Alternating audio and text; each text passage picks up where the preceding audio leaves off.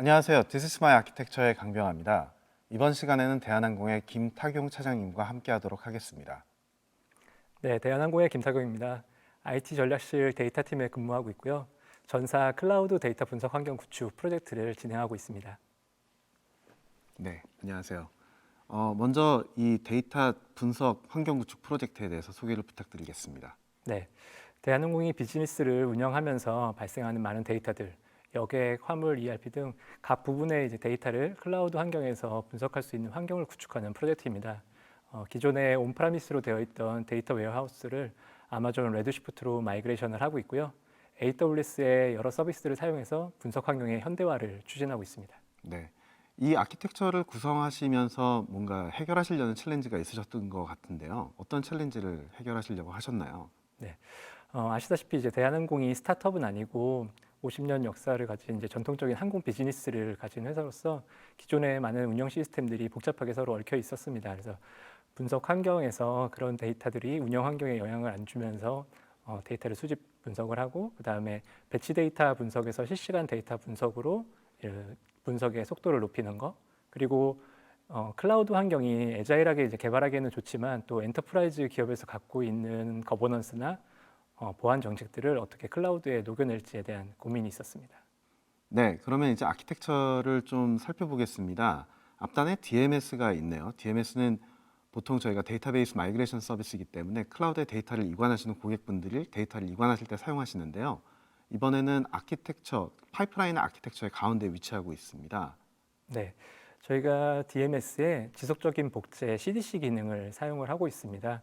소스 DB, 오라클 운영 DB는 대한항공 모든 고객들의 예약, 티켓, 그리고 탑승 데이터들이 만들어지는데요. 이 데이터를 DMS를 사용해서 실시간으로 타겟인 RDS에 복제를 하고 있습니다. 그래서 일반적으로는 수초 내에 데이터 복제가 이루어지고요. 비행기 출발과 같이 큰 이벤트 시에는 수백만 건의 데이터가 소스에서 발생을 하는데 이 경우에도 최대 3분 이내에 데이터 동기화가 이루어집니다. 네, 이 앞에 있는 데이터베이스는 오라클 데이터베이스이고 타겟 데이터베이스는 RDS를 쓰시는 것 같습니다. 동일한 형태의 데이터베이스인가요?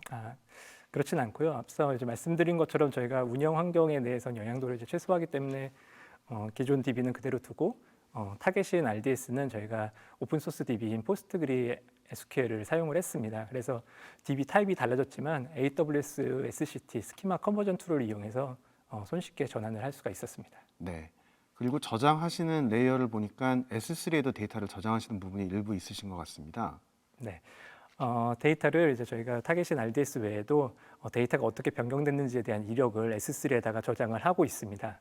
그래서 S3는 DB보다 저장 비용이 훨씬 저렴하고 또 무제한 용량을 제공을 해주기 때문에 저희가 분석 환경을 데이터 레이크로 확장하는데 많이 핵심 서비스로 사용을 하고 있습니다. 그리고 또 S3에 들어간 데이터는 저희가 아테나 서비스를 통해서 손쉽게 조회를 할 수가 있었습니다. 네. 그리고 데이터를 후속 처리하시는 부분에 대해서도 소개 부탁드리겠습니다. 네. RDS랑 S3에 저장된 데이터는 저희가 AWS 글루 서비스를 통해서 ETL 프로세싱을 처리를 하고 레드시프트에다가 데이터 적재를 하게 됩니다. 그래서 레드시프트에 적재된 팩트와 디멘전 데이터는 저희가 BI 툴을 통해서 경영진이나 현업 사용자들이 대한항공 비즈니스에 대한 객관적인 현황을 파악을 하고 그리고 인사이트를 발굴하는데 활용을 하고 있습니다. 네. 코드 시리즈, 코드 파이프라인, 코드 커밋, 빌드 등을 사용하시고 계시는데 이 코드 시리즈는 어떻게 응용하고 계시나요? 네, 저희가 글루 서비스에 지금 수천 개의 잡들이 있기 때문에 그거를 글루 안에서 모두 관리하기에는 좀 무리가 있었습니다. 그래서 코드 커밋이라든지 그다음에 코드 시리즈를 통해서 글루 코드에 대한 형상 관리, 그리고 저희가 DV와 PRD 멀티 어카운트를 사용하고 있는데 그런 멀티 어카운트에 대한 자동화된 배포를 하는데 코드 시리즈를 사용을 하고 있습니다. 네. 또 하나의 아키텍처적인 특징을 하나 발견할 수 있는 게 매니지 서비스를 많이 쓰고 계시네요. 매니지 서비스를 쓰시면서 어떤 혜택을 보고 계시는 게 있으신가요? 예를 들면 저희가 관리를 직접 하기 때문에 운영에 대한 인력들이 좀 줄어들 수 있다라든지 이런 것들이 예상되는데 어떠신가요? 네, 저희가 시스템을 운영을 하면은 기본적으로 서버 관리라든지 보안 패치와 같이 IT 운영적으로 필요한 일들이 있는데 확실히 그런 부분들에 대한 부담이 좀 줄었고요. 비즈니스 현업에서 요구하는 이제 데이터라든지 데이터 처리에 대해 좀 더 집중할 수 있는 환경이 되었습니다. 그리고 또 매니지드 서비스를 써보니까 이제 버전이 처음 구성을 했을 때 버전에 멈추는 것이 아니라 지속적으로 이제 새로운 서비스들이 나오기 때문에 뭐 예를 들어서 저희 같은 경우에 글루 2.0이라든지 글루 스튜디오 같은 기능들은 저희가 필요했던 기능들이 새로 이렇게 나오면서 그런 부분에서 많은 도움을 받고 있고 또 계속 AWS 서비스를 공부를 하게 만들고 있습니다. 네.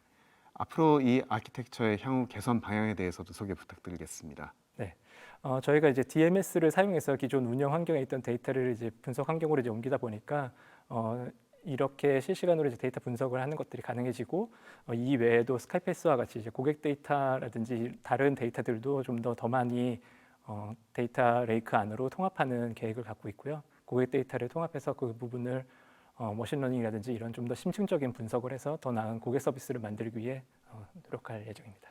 감사합니다. 지금까지 This is my architecture였습니다. 감사합니다.